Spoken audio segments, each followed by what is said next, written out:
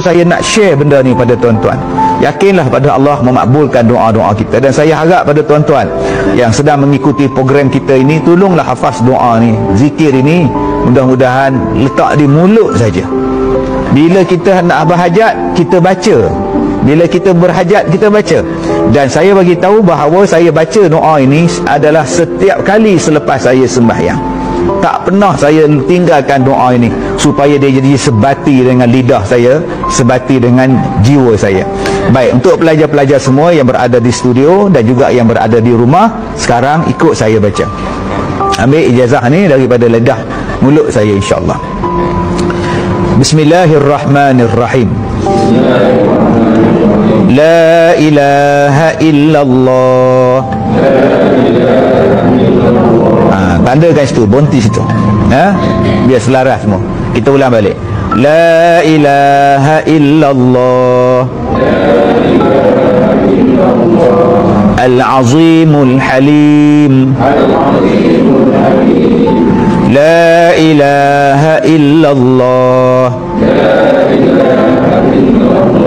Rabbul Arshil Azim. La ilaha illallah. Rabbus samawat wa rabbul ard wa rabbul arshil karim. Baik, jadi saya tandakan di tempat yang berhenti, tuan-tuan berhenti, tuan-tuan bacalah di situ.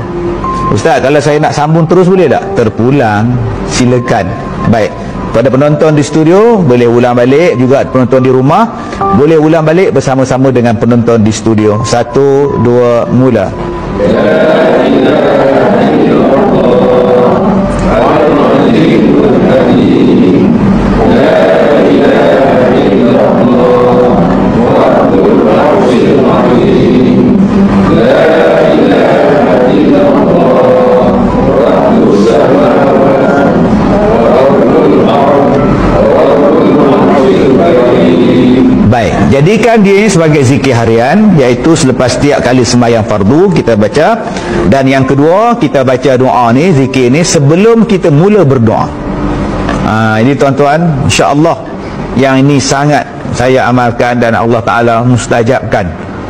Banyak kenangan-kenangan saya dengan zikir ni, menakjubkan tuan-tuan ya, yang saya rasa tak perlulah saya ceritakan di sini betapa mustajabnya kalau kita mengamalkan secara istiqamah.